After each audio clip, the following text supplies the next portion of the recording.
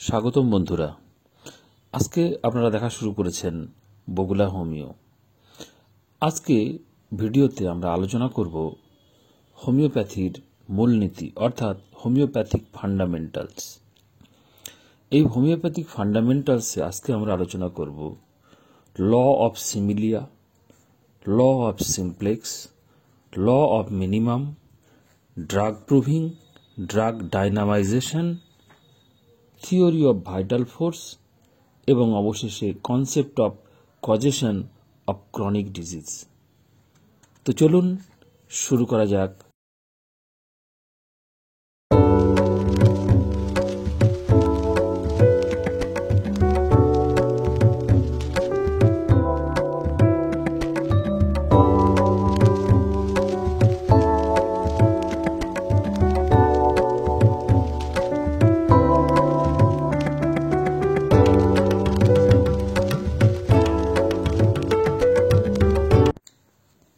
আমাদের প্রথম প্রশ্ন যে হোমিওপ্যাথি কি, এই প্রশ্ন যদি আমরা করি তাহলে আমাদের উত্তর হবে হোমিওপ্যাথি হল এমন একটি চিকিৎসা পদ্ধতি যেখানে অতি সূক্ষ্ম মাত্রায় ওষুধ ব্যবহার করা হয়।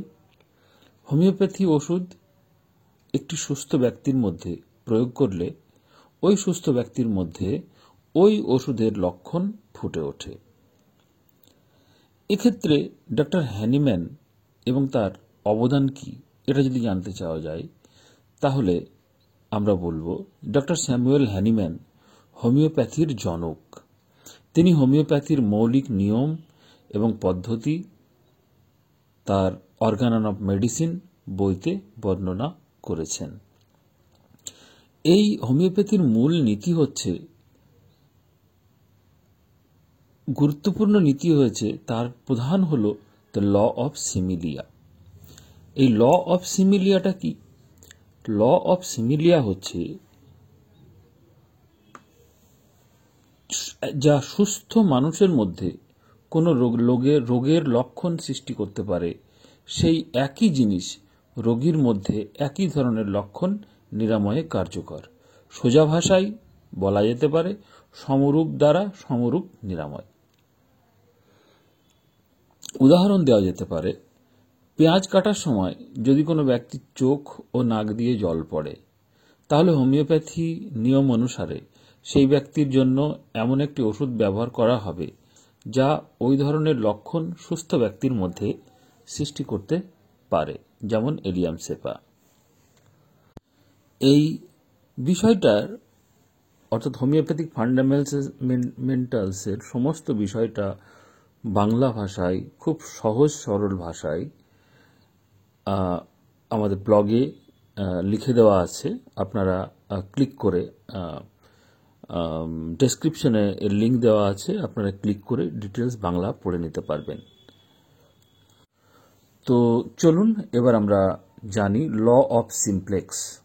ল অফ সিমপ্লেক্স কি, এর অর্থ এবং ব্যাখ্যা যদি আমরা করি, হোমিওপ্যাথিতে ল অফ সিমপ্লেক্স হল একটি মৌলিক নীতি। এই নীতি অনুসারে একক সময়ে রোগীর জন্য একটি মাত্র ওষুধ প্রয়োগ করা উচিত। এটি রোগ নিরাময়ের প্রক্রিয়াকে সহজ এবং নির্ভুল রাখার ক্ষেত্রে গুরুত্বপূর্ণ। মূল কথা হচ্ছে, একই সময়ে একাধিক ওষুধ ব্যবহার করলে রোগীর লক্ষণ এবং প্রতিক্রিয়া বিশ্লেষণ করা কঠিন হয়ে পড়ে। এজন্য রোগ নিরাময়ের জন্য একক ওষুধ নির্বাচন করা উচিত বা করা হয় যা রোগীর সমস্ত লক্ষণের সাথে সামঞ্জস্যপূর্ণ। কারণ একাধিক ওষুধ একসাথে ব্যবহারে প্রতিক্রিয়াগুলো বা যে রিয়াকশনস আসে সেগুলো গুলিয়ে যেতে পারে। একক ওষুধ ব্যবহারের ফলে চিকিৎসার ফলাফল সহজে পর্যবেক্ষণ এবং মূল্যায়ন করা সম্ভব। রোগীর শরীরে প্রাকৃতিক নিরাময় ক্ষমতাকে অর্থাৎ ভাইটাল ফোর্স উদ্দীপ্ত করার জন্য এই পদ্ধতি খুবই কার্যকর। যদি উদাহরণ দিয়ে বলা হয় তাহলে বলা যেতে পারে যে যদি কোনো রোগীর জ্বর, মাথা ব্যথা এবং দুর্বলতা থাকে তবে তার জন্য একটি মাত্র ওষুধ নির্বাচন করা হবে যা তার সমস্ত লক্ষণের সাথে মানানসই।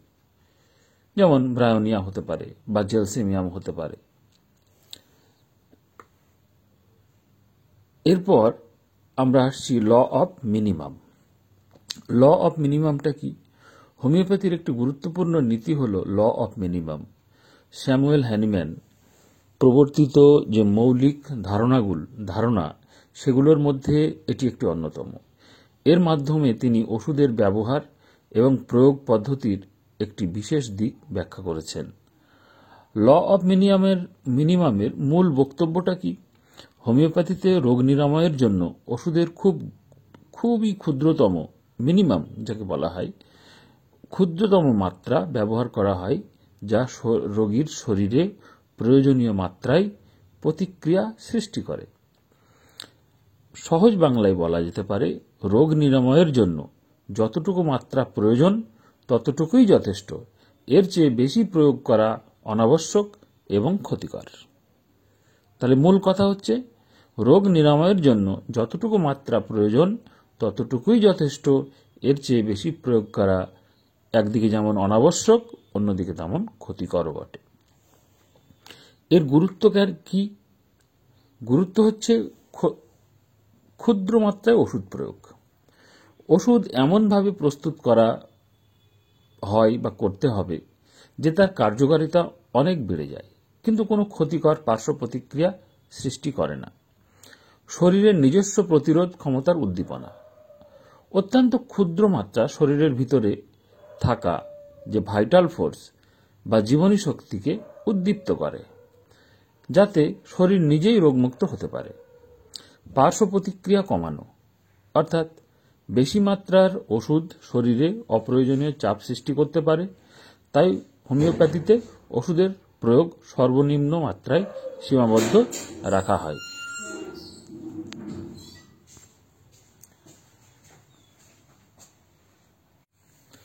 যদি কোনো রোগের নিরাময়ের জন্য বেলেডোনা ব্যবহৃত হয়, তবে হোমিওপ্যাথি সেই ওষুধের অত্যন্ত ক্ষুদ্র মাত্রা ব্যবহার করে, যাতে রোগী শুধুমাত্র প্রয়োজনীয় পরিমাণ ওষুধ পায় এবং শরীর কোনো অপ্রয়োজনীয় ওষুধ দ্বারা আক্রান্ত না হয়। এবার আসা যাক ড্রাগ প্রুভিং। ড্রাগ প্রুভিংটা কি? হোমিওপ্যাথির একটি গুরুত্বপূর্ণ প্রক্রিয়া হল ড্রাগ প্রুভিং। এর মাধ্যমে একটি নতুন ওষুধের কার্যকারিতা এবং প্রভাব বোঝা যায়। এটি এমন একটি পদ্ধতি যেখানে সুস্থ ব্যক্তির উপর একটি নির্দিষ্ট ওষুধ প্রয়োগ করা হলে তার শরীরে, মনে এবং আবেগে কী ধরনের পরিবর্তন ঘটে তা পর্যবেক্ষণ করা হয়। ড্রাগ প্রুভিংয়ের মূল উদ্দেশ্য কি? ওষুধের লক্ষণ নির্ধারণ। প্রথম কথা হচ্ছে ওষুধের লক্ষণ নির্ধারণ। ওষুধ সুস্থ ব্যক্তির মধ্যে কী ধরনের লক্ষণ সৃষ্টি করতে পারে তা শনাক্ত করা। দ্বিতীয়ত, সঠিক ওষুধ নির্বাচন। রোগীর লক্ষণের সঙ্গে ওষুধের প্রমাণিত লক্ষণ মিলে গেলে সেই ওষুধ ব্যবহার করা হয়। এটিই হল হোমিওপ্যাথির ল অফ সিমিলিয়া নীতি। ড্রাগ প্রুভিংয়ের প্রক্রিয়াটা কি? ড্রাগ প্রুভিংয়ের প্রক্রিয়াটা হচ্ছে সুস্থ ব্যক্তির নির্বাচন। পরীক্ষার জন্য শারীরিক এবং মানসিকভাবে সুস্থ ব্যক্তিদের বেছে নেওয়া হয় এই প্রক্রিয়ায়, এবং সেখানে নির্দিষ্ট মাত্রায় ওষুধ তাদের শরীরে প্রয়োগ করা হয়। ওষুধ প্রয়োগের পরে শরীর ও মনে কী ধরনের লক্ষণ দেখা দিচ্ছে তা পর্যবেক্ষণ এবং নথিভুক্ত করা হয়। পরীক্ষার ফলাফলের ভিত্তিতে ওষুধের প্রভাবসমূহ বিশ্লেষণ করে বিস্তারিতভাবে নথিভুক্ত করা হয়। এটি পরে চিকিৎসার সময় রোগীর উপসর্গের সঙ্গে তুলনা করার জন্য কাজে লাগে। এক্ষেত্রে উদাহরণস্বরূপ বলা যায়, যদি একটি ওষুধ, যেমন আর্সেনিক অ্যালবাম, সুস্থ ব্যক্তির মধ্যে খাবার পর বমি, দুর্বলতা এবং উদ্বেগ সৃষ্টি করে, তবে রোগীর মধ্যে এই লক্ষণ দেখা দিলে চিকিৎসক সেই ওষুধ প্রয়োগ করবেন। ড্রাগ প্রুভিং এর মাধ্যমে ওষুধ এবং তার কার্যকারিতা সম্পর্কে নিশ্চিত হওয়ায় এটি হোমিওপ্যাথির গুরুত্বপূর্ণ একটি স্তম্ভ।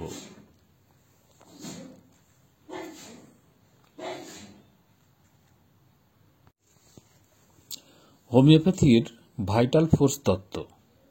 যাকে আমরা বলি ইংরেজিতে থিওরি অফ ভাইটাল ফোর্স। তো থিওরি অফ ভাইটাল ফোর্সটা কি? ভাইটাল ফোর্স তত্ত্ব হলো বা থিওরি অফ ভাইটাল ফোর্স হলো হোমিওপ্যাথির অন্যতম মৌলিক ধারণা, যা ডক্টর স্যামুয়েল হ্যানিম্যান তার অর্গানন অফ মেডিসিন গ্রন্থে ব্যাখ্যা করেছেন। এই তত্ত্বের মূল কথা হল মানুষের শরীরে একটি অদৃশ্য এবং জীবনী শক্তি বা প্রাণ শক্তি, যাকে আমরা ভাইটাল ফোর্স বলছি, সেটা কাজ করে, যা শরীরকে সুস্থ রাখে এবং রোগ প্রতিরোধ করে। মূল ধারণাটা হচ্ছে ভাইটাল ফোর্সের বা ভাইটাল ফোর্স থিওরি, যে মূল ধারণা সেটা হচ্ছে, প্রথম কথা হচ্ছে ভাইটাল ফোর্স প্রাণ শক্তি। এটি হলো শরীরের ভেতরে থাকা একটি অদৃশ্য শক্তি, যা শরীরের প্রতিটি কোষ, অঙ্গ এবং সিস্টেমকে সঠিকভাবে কাজ করতে সাহায্য করে। রোগের কারণ কি?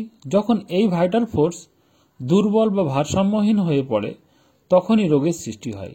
অর্থাৎ রোগ শরীরের বাইরের কোনো বস্তু নয়, এটি শরীরের ভেতরের শক্তির ভারসাম্যহীনতার ফল। চিকিৎসার পদ্ধতি কি? হোমিওপ্যাথির লক্ষ্য হল এই ভাইটাল ফোর্সকে পুনরায় সক্রিয় করা এবং তার ভারসাম্য ফিরিয়ে আনা, যাতে শরীর নিজেই নিজেকে সুস্থ করতে পারে। হোমিওপ্যাথি ওষুধ এই ভাইটাল ফোর্সকে উদ্দীপ্ত করে এবং প্রাকৃতিক নিরাময় প্রক্রিয়া সক্রিয় করে তোলে।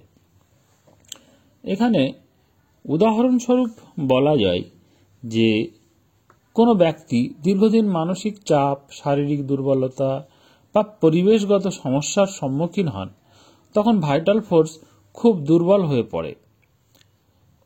হোমিওপ্যাথি সেই সমস্ত ব্যক্তির উপসর্গ বা লক্ষণগুলো বিশ্লেষণ করে এবং একটি উপযুক্ত ওষুধের মাধ্যমে তার জীবনী শক্তি পুনরুদ্ধার বা রিকভারি করে। ভাইটাল ফোর্স তত্ত্ব হোমিওপ্যাথিতে রোগীর শরীর, মন এবং আত্মার মধ্যে একটা সমন্বয় সাধনের উপর সবথেকে বেশি জোর দেয়। এটাকে হোলিস্টিক অ্যাপ্রোচ যাকে বলা হয়, সেটার দিকে নজর দেয়। এইবার আসি যে দীর্ঘস্থায়ী রোগের বা ক্রনিক ডিজিজের কারণ কি। ডক্টর স্যামুয়েল হ্যানিম্যান তার হোমিওপ্যাথি পদ্ধতিতে দীর্ঘস্থায়ী রোগের কারণ সম্পর্কে বিস্তারিত আলোচনা করেছেন, কিন্তু এই কারণগুলোকে মায়াজম তত্ত্বের মাধ্যমে ব্যাখ্যা তিনি করেছেন। মূল ধারণাটা কি? সেটা হচ্ছে দীর্ঘস্থায়ী রোগ মানে এমন রোগ যা সময়ের সঙ্গে সঙ্গে বাড়তে থাকে এবং সাধারণ ওষুধে পুরোপুরি নিরাময় হয় না। এই রোগগুলো শরীরের গভীরে প্রভাব ফেলে এবং দীর্ঘ সময় ধরে রোগীর জীবনযাত্রা ক্ষতিগ্রস্ত করে। ডক্টর হ্যানিম্যানের মতে দীর্ঘস্থায়ী রোগের কারণ, তিনি দীর্ঘস্থায়ী রোগের পেছনে 3টি প্রধান মায়াজম বা গভীর মূল কারণ চিহ্নিত করেছেন। প্রথম কারণ হচ্ছে সোরা। এটি সমস্ত দীর্ঘস্থায়ী রোগের মূল কারণ হিসাবে বিবেচিত হয়। সাধারণত চর্মরোগ বা চুলকানির মতো সমস্যা থেকে শুরু হয়।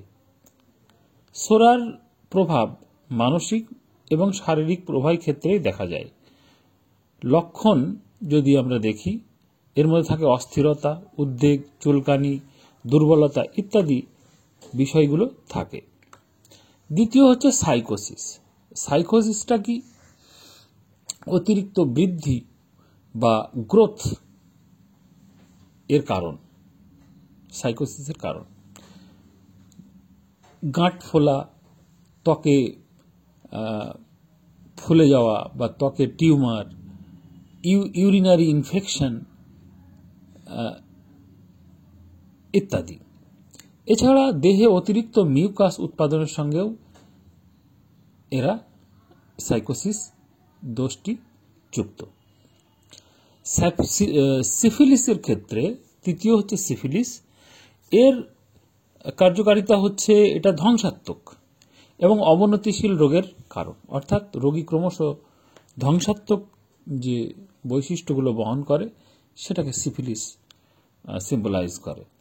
আলসার, হাড় ধ্বংস হয়ে যাওয়া, হাড় ক্ষয়ে যাওয়া, প্যারালাইসিস, এগুলো সবই সিফিলিস। এটি সাধারণত জেনেটিক বা সংক্রামক হতে পারে। দীর্ঘস্থায়ী রোগের চিকিৎসার ক্ষেত্রে হোমিওপ্যাথিতে এই রোগগুলোর চিকিৎসার জন্য রোগের মূল মায়াজম চিহ্নিত করা হয়। সেই অনুযায়ী উপযুক্ত ওষুধের মাধ্যমে রোগীর ভাইটাল ফোর্স বা শরীরের নিজস্ব প্রতিরোধ ক্ষমতা উদ্দীপ্ত করে রোগ নিরাময় করা হয়। ডক্টর হ্যানিম্যানের মায়াজম তত্ত্ব দীর্ঘস্থায়ী রোগের কারণ এবং চিকিৎসা সম্পর্কে একটি গভীরতর উপলব্ধি প্রদান করে।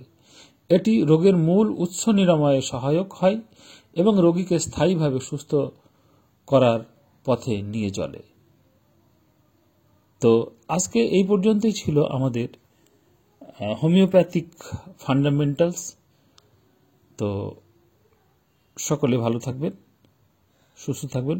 দেখা হবে পরবর্তী ভিডিওতে। অনেক ধন্যবাদ।